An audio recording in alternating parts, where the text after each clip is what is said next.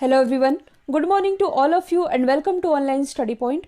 दोस्तों, आज है 1 सितंबर और आज की इस वीडियो में हम 1 सितंबर से रिलेटेड करंट अफेयर के सभी इंपॉर्टेंट क्वेश्चन को कवर करेंगे। और जैसा कि कल मैंने आप सभी के ही कमेंट्स रीड किए हैं, देखिए जो मुहिम है इसमें ऑनलाइन स्टडी पॉइंट आपके साथ है। आप लोगों को क्या करना है, आज 11 बजे आप लोगों को ज़्यादा से ज़्यादा मात्रा में ट्वीट करना है और अपनी जो आवाज़ है ये सरकार तक पहुंचानी है। और आगे भी ऐसा कोई भी कैंपेन यदि चलाया जाएगा जो कि स्टूडेंट के हित में हो तो ऑनलाइन स्टडी पॉइंट डेफिनेटली आगे भी आपके साथ बना रहेगा। तो आप ज़्यादा से ज़्यादा मात्रा में इसे ट्वीट ज़रूर करिएगा। और यदि आप लोगों को इस वीडियो की पीडीएफ चाहिए तो आप हमारा मोबाइल एप्लीकेशन भी इंस्टॉल कर सकते हैं। इसमें आप लोगों को डेली क्विज, फ्री पीडीएफ और प्रतिदिन के करंट अफेयर का ऑडियो भी मिल सकेगा। ओएसपी नोट्स के लिए भी आप इस एप्लीकेशन को डाउनलोड कर सकते हैं। साथ ही चैनल को यदि अभी तक आप लोगों ने सब्सक्राइब नहीं किया है तो सब्सक्राइब कर लीजिए। बेल आइकन दबाना बिल्कुल मत भूलिएगा ताकि आप लोगों को हमारे सभी वीडियो की नोटिफिकेशन सबसे पहले मिल सके। स्टार्ट करते हैं हमारा पहला क्वेश्चन। हाल ही में बेल्जियम ग्रैंड प्रिक्स 2020 का खिताब ये किसने जीता है?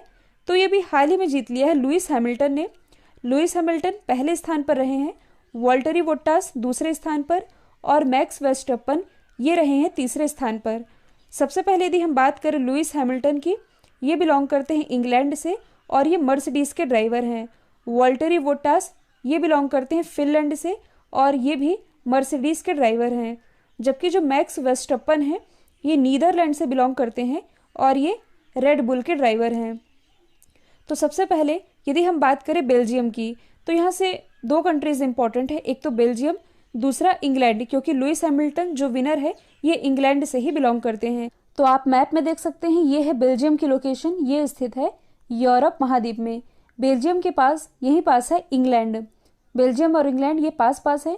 यदि हम बात करें बेल्जियम की तो कैपिटल क्या है? ब्रुसेल्स। अच्छा, ब्रुसेल्स में किसका हेडक्वार्टर स्थित है?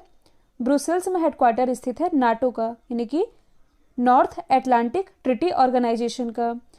अच्छा, कुछ समय पहले ही जो फीफा मेंस रैंकिंग जारी की गई थी जिसमें कि इंडिया की रैंकिंग थी 108, टॉप पर था बेल्जियम ही। साथ ही ये तो है ब्रिटेन, ये है फ्रांस। इन दोनों के ही बीच में एक स्ट्रेट है जिसका नाम है डोवर स्ट्रेट, जिसके बारे में मैंने आप लोगों को बताया भी है। तो ये सभी आप याद रखेंगे। अब देखिए लुइस हैमिल्टन से रिलेटेड और कुछ खिताब हैं जो कि करंट से ही रिलेटेड है। हाल ही में लुइस हैमिल्टन ने British grand prix, styrene grand prix और हंगेरियन ग्रैंड प्रिक्स ये सभी अपने नाम की है। और अब बेल्जियम ग्रैंड प्रिक्स 2020 ये भी जीत ली है लुइस हैमिल्टन ने ही। हाल ही में ओणम का त्यौहार किस राज्य में मनाया गया है? तो ये भी हाल ही में मनाया गया है केरल में। और केरल का ये एक राजकीय पर्व भी है और कृषि की अच्छी पैदावार के लिए ये मनाया जाता है। और एक पौराणिक मान्यता है, इस मान्यता के अनुसार केरल में एक राजा बलि थे। राजा बलि के बारे में आप लोगों ने ज़रूर सुना होगा। तो राजा बलि के नाम से एक असुर राजा थे, तो उन्हीं के वेलकम के लिए ओणम फेस्टिवल मनाया जाता है, क्योंकि ऐसा माना जाता है कि उसके राज्य में प्रजा बहुत सुखी और संपन्न थी और इसी दौरान भगवान विष्णु वामन अवतार लेकर आए थे और 3 पग यानी कि 3 स्टेप में उनसे उनका पूरा राज्य लेकर के उनका उद्धार किया था। और ऐसा माना जाता है कि राजा बलि साल में एक बार अपनी प्रजा को देखने आते हैं और उन्हीं के सत्कार में ये दिवस मनाया जाता है।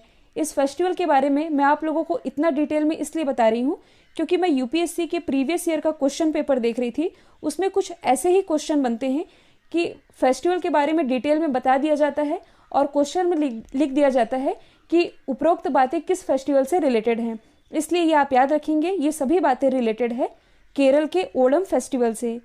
यदि हम बात करें केरल की तो राजधानी क्या है? तिरुअनंतपुरम। और तिरुअनंतपुरम में ही भारत का पहला स्पेस टेक पार्क स्थापित किया गया है। मुख्यमंत्री है पिनरई विजयन, राज्यपाल ये है आरिफ मोहम्मद खान। और देखिए केरल के बारे में हम आगे भी क्वेश्चन में डिस्कस करेंगे, यहाँ हम केवल फेस्टिवल के बारे में डिस्कस कर लेते हैं। तो देखिए बथकुम्मा फेस्टिवल, सॉरी यहाँ स्टेट की जगह फेस्टिवल का ही नाम लिख दिया गया है। तो बथकुम्मा फेस्टिवल ये सेलिब्रेट किया जाता है तेलंगाना में और ये फूलों का त्यौहार माना जाता है। मिजोरम से रिलेटेड एक प्रसिद्ध फेस्टिवल है चाप चार कुट फेस्टिवल। जिस किसी फेस्टिवल में भी कुट वर्ड लिखा हो वह मिजोरम का ही फेस्टिवल है। जबकि कुछ समय पहले ही मेघालय की जो कैपिटल है शिलोंग, यहाँ पर चेरी ब्लॉसम फेस्टिवल का आयोजन किया गया था, तो ये भी आप याद रखेंगे। और ऑनलाइन स्टडी पॉइंट के जो लास्ट 6 मंथ करंट अफेयर की PDF है, जिसमें जनवरी 2020 से लेकर के जून 2020 तक के टॉप 800 प्लस करंट अफेयर के क्वेश्चन कवर कराए गए हैं with detailing, with extra fact, जो कि आपके आने वाले किसी भी एग्जाम के पॉइंट ऑफ व्यू से इंपॉर्टेंट है। लिंक डिस्क्रिप्शन बॉक्स में दी हुई है, आप जाकर के परचेस कर सकते हैं। नेक्स्ट है, हाल ही में ऑनलाइन शतरंज ओलंपियाड 2020 ये किस देश ने जीता है? तो ये भी हाल ही में जीत लिया है भारत और रशिया, यानी कि बोथ A एंड B ने। अब दोनों कैसे जीत सकते हैं? तो देखिए, इसका जो फाइनल मुकाबला था इस प्रतियोगिता का, ये इन दोनों देशों के बीच यानी कि इंडिया और रशिया के बीच खेला जा रहा था। लेकिन दिक्कत ये हुई कि इंटरनेट कनेक्शन टूटने के बाद इसका जो फाइनल है ये पूरा नहीं हो सका, जिसके बाद से भारत और रशिया दोनों को ही संयुक्त रूप से विजेता डिक्लेयर कर दिया गया। और इस प्रतियोगिता का आयोजन ऑनलाइन आयोजित किया जा रहा था इंटरनेशनल चेस फेडरेशन के द्वारा, जिसमें कि भारत की तरफ से हिस्सा लिया था विश्वनाथन आनंद, कोनेरू हम्पी, आर प्रज्ञानंद, ये सभी शामिल थे। और भी कई लोग शामिल थे, लेकिन इनका नाम चर्चे में रहता है, इसलिए इन सभी का नाम आप याद रखेंगे। अब देखिए, रशिया के बारे में हम आगे भी डिस्कस करेंगे, यहाँ से हम इंडिया के बारे में डिस्कस कर लेते हैं। तो आप मैप में देख सकते हैं इंडिया की लोकेशन, ये स्थित है एशिया महाद्वीप में। जो भारत है ये क्षेत्रफल की दृष्टि से विश्व का 7वां सबसे बड़ा देश है, जबकि जनसंख्या की दृष्टि से विश्व का दूसरा सबसे बड़ा देश है। पहले स्थान पर है चाइना। भारत के बीचों बीच से होकर गुजरती है कर्क रेखा, कुल 8 राज्यों से होकर गुजरती है। गुजरात, राजस्थान, मध्य प्रदेश, छत्तीसगढ़, झारखंड, वेस्ट बंगाल, त्रिपुरा और मिजोरम। भारत और पाकिस्तान को विभाजित करने वाली रेखा ये कहलाती है रेड क्लिफ रेखा, जबकि भारत और चाइना को विभाजित करने वाली रेखा ये कहलाती है मैक मोहन रेखा। और भारत के नीचे आप देख सकते हैं ये है श्रीलंका। भारत और श्रीलंका के बीच जो स्ट्रेट है इसका नाम है पाक स्ट्रेट, तो ये भी आप याद रखेंगे। नेक्स्ट है, हाल ही में भारत ने किस देश में आयोजित होने वाले बहुपक्षीय सैन्य अभ्यास जिसका नाम है कावाकाज 2020 इससे एग्जिट होने का फैसला किया है? तो मैंने आप लोगों को बताया भी था कि अभी हाल ही में जो बहुपक्षीय सैन्य अभ्यास जिसका नाम है कावाकाज ये आयोजित किया जाने वाला है रशिया में। और रशिया में भी कहाँ? रशिया के अस्त्राखान में ये आयोजित होना था, जिसमें कि कई कंट्रीज पार्टिसिपेट करने वाली थी, लेकिन अब भारत ने इससे एग्जिट करने का फैसला कर लिया है। और क्यों किया है? तो कोविड-19 का संक्रमण जिस हिसाब से फैल रहा है, इसे देखते हुए भारत ने इससे हटने का फैसला कर लिया है। तो सबसे पहले आप मैप में देख सकते हैं रशिया की लोकेशन। रशिया की कैपिटल क्या है? मॉस्को। करेंसी है रूबल। यहाँ के प्राइम मिनिस्टर अभी हाल ही में बनाए गए हैं मिखाइल मिशुस्टिन, जबकि जो प्रेसिडेंट है ये कौन है? तो ये है व्लादिमीर पुतिन। और अभी हाल ही में रशिया की संसद में एक विधेयक पारित किया गया है, जिसके अनुसार यहाँ के जो प्रेसिडेंट है यानी कि व्लादिमीर पुतिन, ये 2036 तक अपने पद पर बने रह सकते हैं। जो विश्व का पहला तैरता हुआ परमाणु रिएक्टर है जिसका नाम है एकेडमिक लोमोनोसोव, ये रशिया के द्वारा ही लॉन्च किया गया है। भारत और रशिया के बीच 2 एक्सरसाइज होती है, एक है इंद्रा और दूसरा है एविया इंद्रा, तो ये दोनों ही आप याद रखेंगे। नेक्स्ट है, हाल ही में भारत ने किस देश के साथ मानवीय सहायता और आपदा राहत पर कार्यान्वयन पर हस्ताक्षर किए हैं? तो ये हस्ताक्षर अभी हाल ही में किए गए हैं भारत और सिंगापुर के बीच। तो दोनों देशों के बीच रिलेशन को और मजबूत बनाने के लिए और सुरक्षा को और बेहतर बनाने के लिए ये समझौता किया गया है भारत और सिंगापुर के बीच। तो आप मैप में देख सकते हैं सिंगापुर की लोकेशन, इसकी कैपिटल है सिंगापुर सिटी, करेंसी है सिंगापुर डॉलर। और अभी हाल ही में यहाँ के जो प्राइम मिनिस्टर हैं ये बनाए गए हैं ली सियूंग लुंग। अच्छा, सिंगापुर के पास ही आप लोकेशन देख सकते हैं मलेशिया और इंडोनेशिया की, क्योंकि मैंने आप लोगों को बताया था कि मलेशिया और इंडोनेशिया इन दोनों के ही बीच में एक स्ट्रेट है जिसका नाम है मलक्का स्ट्रेट, तो ये भी आप याद रख सकते हैं। अब देखिए, यहाँ पर मानवीय सहायता देने की बात की ही जा रही है, तो आप अदर ऑप्शन को रिलेट कर सकते हैं। मैंने आप लोगों को बताया था लेबनान की जो कैपिटल है बेरूत, यहाँ पर जो ब्लास्ट हुआ था जिसके बाद से यहाँ पर आपातकाल लगा दिया गया था, और इसके कारण हाल ही में भारत के द्वारा लेबनान को 58 टन मानवीय सहायता भेजी गई है, यानी कि जो भी ज़रूरत की सामान होते हैं वो भेजा गया है। यदि हम बात करें मॉरिशस की, तो मॉरिशस में भी अभी हाल ही में तेल रिसाव के कारण पर्यावरणीय आपातकाल लगाया गया था, जिसके बाद से भारत के द्वारा राहत सामग्री के रूप में 30 टन से अधिक सामान भेजा गया था। यदि हम बात करें मालदीव की, तो कोरोना महामारी के बीच भारत ने मालदीव को 6.2 टन मेडिकल दवाएं जो हैं ये ऑपरेशन संजीवनी के माध्यम से भेजी थी मालदीव को हेल्प करने के लिए। तो ये सभी आप याद रख सकते हैं। नेक्स्ट है, हाल ही में किस राज्य ने मेजर ध्यानचंद विजय पथ योजना की शुरुआत की है? तो इसकी शुरुआत अभी हाल ही में की गई है उत्तर प्रदेश गवर्नमेंट के द्वारा। और इस योजना के तहत उत्तर प्रदेश के 19 अंतर्राष्ट्रीय खिलाड़ी यानी कि ऐसे 19 इंटरनेशनल प्लेयर जो कि उत्तर प्रदेश से बिलोंग करते हैं, उनके घर तक पक्की सड़कें बनाई जाएंगी उत्तर प्रदेश गवर्नमेंट के द्वारा। तो यही है मेजर ध्यानचंद विजय पथ योजना। आप मैप में देख सकते हैं उत्तर प्रदेश की लोकेशन। इसकी राजधानी है लखनऊ। लखनऊ ये किस नदी के किनारे बसा हुआ है? गोमती नदी के किनारे। और ये हमारे रक्षा मंत्री राजनाथ सिंह जी का निर्वाचन क्षेत्र है। मुख्यमंत्री हैं योगी आदित्यनाथ, गवर्नर है आनंदीबेन पटेल जो कि मध्य प्रदेश के भी राज्यपाल का एडिशनल चार्ज संभाल रही हैं। उत्तर प्रदेश उच्च न्यायालय के मुख्य न्यायाधीश तो ये हैं जस्टिस गोविंद माथुर। यहाँ से लोकसभा सीटें सर्वाधिक आती हैं 80, जबकि राज्यसभा सीटों की संख्या है कुल 31। तो ये आप याद रखेंगे। और जैसे कि आप सभी लोग के कमेंट भी आते हैं कि राज्य की पशु और राज्य की पक्षी भी बताया जाए, तो उत्तर प्रदेश का जो राज्य की पशु है ये है बारहसिंगा, राज्य की पक्षी ये है सारस, जबकि जो राज्य की वृक्ष है यानी कि पेड़ ये है अशोक। ये तीनों ही आप याद रख सकते हैं। और यदि आप करंट से रिलेट करेंगे तो मैंने आप लोगों को बताया भी था कि कोविड-19 के कारण पूल टेस्टिंग करने वाला भारत का पहला राज्य ये उत्तर प्रदेश ही है। भारत की जो पहली ट्रांसजेंडर यूनिवर्सिटी है ये उत्तर प्रदेश में ही स्थापित की जाएगी। नेक्स्ट है, हाल ही में किसने पेंशन भोगियों के लिए pensioners corner mobile application develop किया है? तो ये भी हाल ही में डेवलप किया गया है CISF के द्वारा। और क्यों किया गया है? तो इस एप्लीकेशन के थ्रू पेंशन भोगियों तक पेंशन पहुंचाई जाएगी और जो पेंशन भोगी हैं उन्हें वन स्टॉप सॉल्यूशन के रूप में डिजिटल प्लेटफॉर्म पर लाने के पर्पज से इसे डेवलप किया गया है। अब यदि हम बात करें CISF की यानी कि सेंट्रल इंडस्ट्रियल सिक्योरिटी फोर्स की, तो इसकी स्थापना हुई थी 10 मार्च 1969 में। हेडक्वार्टर स्थित है नई दिल्ली में और इसके जो डायरेक्टर जनरल हैं ये हैं राजेश रंजन। अब यदि हम यहाँ पर अदर ऑप्शन को डिस्कस करें तो 2 दिन पहले मैंने आप लोगों को बताया था कि हाल ही में जो इंडियन एयरफोर्स है इसके द्वारा एक एप्लीकेशन लॉन्च किया गया है जिसका नाम है माई IAF। इंडियन आर्मी के द्वारा कुछ समय पहले ही हमराज मोबाइल एप्लीकेशन लॉन्च किया गया था, जबकि हाल ही में जो इंडियन नेवी है इसके द्वारा एक ऑपरेशन है जिसका नाम है समुद्र सेतु, ये चलाया जा रहा है। नेक्स्ट है, हाल ही में भारत का पहला अंतर्राष्ट्रीय महिला व्यापार केंद्र यानी कि इंटरनेशनल वुमेन ट्रेड सेंटर ये कहाँ स्थापित किया जाएगा? तो इसके बारे में आप लोगों को काफ़ी समय से बताते आ रही हूँ और ये अब स्थापित किया जा रहा है केरल के कोझीकोड में। अच्छा, ये है क्या इंटरनेशनल वुमेन ट्रेड सेंटर? तो देखिए, महिला उद्यमिता में तेजी लाने के लिए साथ ही जो जेंडर इक्वालिटी है, जेंडर इक्वालिटी को ध्यान में रखते हुए मतलब कि महिलाओं को पुरुषों के समान अधिकार है, इस समानता को बनाए रखने के लिए इसे लॉन्च किया गया है केरल के कोझीकोड से।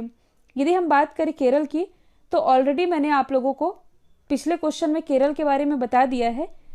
कोझीकोड से रिलेटेड एक और फैक्ट आप याद रख सकते हैं। अभी हाल ही में जो एयर इंडिया वाली दुर्घटना हुई थी, एयर इंडिया विमान की दुर्घटना, ये केरल के कोझीकोड एयरपोर्ट पर ही हुई थी। और आप लोगों ने कोच्चि इंटरनेशनल एयरपोर्ट के बारे में ज़रूर सुना होगा। ये केरल में ही स्थित है और 100% सौर ऊर्जा से संचालित ये विश्व का पहला एयरपोर्ट भी है। जो केरल है ये 2 इंडेक्स में टॉप पर रहा है, स्कूल एजुकेशन क्वालिटी इंडेक्स और हेल्थ इंडेक्स, दोनों ही रिलीज की जाती है नीति आयोग के द्वारा। टॉप पर रहा है केरल। अब देखिए, यहाँ पर भारत के पहले की बात की जा रही है तो जो दिल्ली है यहाँ पर भारत का पहला प्लाज्मा बैंक स्थापित किया गया है, जिसके बारे में मैंने आप लोगों को बताया भी था। जो मुंबई है महाराष्ट्र की कैपिटल, इसी मुंबई में भारत का पहला फ्लोटिंग बास्केटबॉल कोर्ट स्थापित किया गया है। यदि हम बात करें मेरठ की, जो कि उत्तर प्रदेश में स्थित है, उत्तर प्रदेश के मेरठ में भारत का पहला एनिमल वॉर मेमोरियल स्थापित किया गया है। नेक्स्ट है, हाल ही में भारत के किस राज्य में विश्व का सबसे बड़ा टॉय म्यूजियम स्थापित करने की घोषणा की गई है। तो ये घोषणा भी हाल ही में की गई है गुजरात में। तो गुजरात राज्य की चिल्ड्रन यूनिवर्सिटी के जो बाल भवन प्रोजेक्ट है, इसके तहत राज्य में विश्व का सबसे बड़ा टॉय म्यूजियम बनाने की घोषणा की गई है। और इस टॉय म्यूजियम में प्राचीन काल से लेकर के आधुनिक काल तक के लगभग 11 लाख से अधिक खिलौने प्रदर्शित किए जाएंगे। ये 1500 करोड़ की लागत से तैयार किया जाएगा और ये बनने में 5 साल से अधिक का भी समय ले सकता है। देखिए, जैसे कि ये टॉय म्यूजियम है, वैसे ही एक है डॉल म्यूजियम। ये कहाँ स्थित है? दिल्ली में। आप में से कई लोग गए भी होंगे। और इस डॉल म्यूजियम में काफी पुराने समय की डॉल अलग अलग कंट्रीज की ये सहेज कर रखी गई हैं प्रदर्शनी के लिए। ये दिल्ली में स्थित है। और वैसे ही जो टॉय म्यूजियम है ये स्थापित होने वाला है गुजरात में। अब देखिए, यहाँ पर जो टर्म लिखा है विश्व का सबसे बड़ा, जो कि भारत में स्थित है, इसी से आप अदर ऑप्शन को रिलेट कर सकते हैं। यदि हम बात करें तेलंगाना की, तो मैंने आप लोगों को बताया भी था, तेलंगाना के हैदराबाद में विश्व का सबसे बड़ा मेडिटेशन सेंटर ये स्थापित किया गया है, जिसमें कि 1 लाख लोगों को मेडिटेशन की निःशुल्क ट्रेनिंग दी जाएगी। असम में क्या स्थित है? असम में स्थित है माजुली द्वीप, और ये विश्व का सबसे बड़ा नदी द्वीप है, जो कि असम में स्थित है ब्रह्मपुत्र नदी पर। गुजरात में ही एक और चीज स्थित है जो कि विश्व में सबसे बड़ी है। विश्व का सबसे बड़ा क्रिकेट स्टेडियम ये स्थापित किया गया है अहमदाबाद में। पहले इसका नाम था मोटेरा स्टेडियम, बाद में इसका नाम बदल करके सरदार पटेल के नाम पर रखा गया है।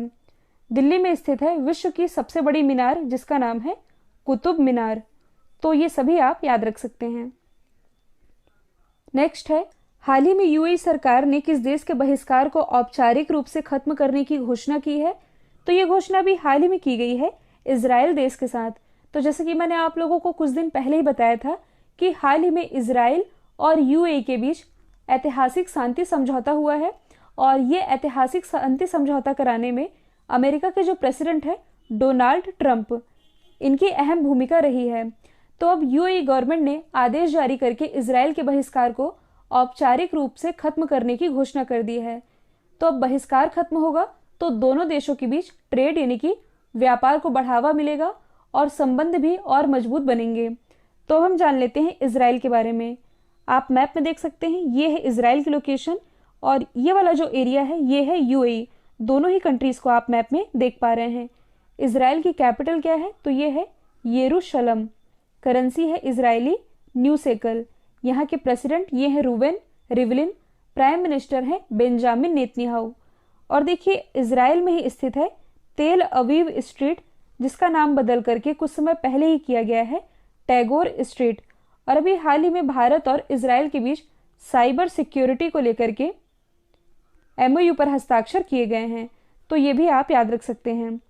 इजराइल के पास इधर वाली लोकेशन यदि आप देखेंगे तो ये है रेड सी की यानी कि लाल सागर की, और जो इधर वाली लोकेशन ये है मेडिटेरियन सी की यानी कि भूमध्य सागर की। अब देखिए, वर्ल्ड मैप वाले पोर्शन में कल हम लोगों ने वर्ल्ड के इंपॉर्टेंट घास के मैदानों को कवर किया था, तो उसी का आज हम रिवीजन करेंगे। नॉर्थ अमेरिका वाले एरिया में यदि आप देखेंगे तो एक प्रसिद्ध घास का मैदान है जिसका नाम है प्रेरी। साउथ अमेरिका वाले एरिया में आप लोगों को 3 घास के मैदान याद रखने हैं।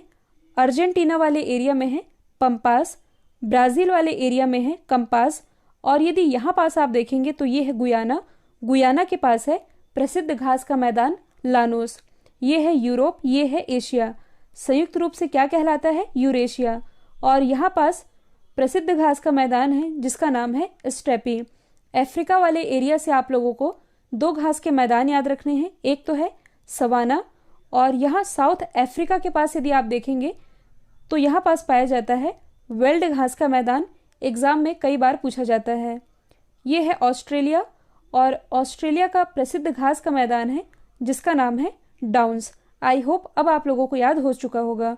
इसका रिवीजन कर लेते हैं। Prairie, pampas, campos, llanos, steppe, savanna, veld, और यहाँ पास है डाउन्स। तो ये प्रमुख 8 घास के मैदान हैं जो कि एग्जाम में सबसे ज्यादा बार रिपीट होते हैं।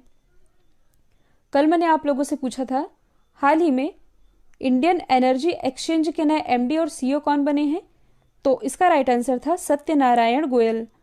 अब आप लोगों के लिए आज का सवाल है, हाल ही में किस संस्थान ने प्रतिष्ठित मौलाना अब्दुल कलाम आजाद ट्रॉफी जीती है?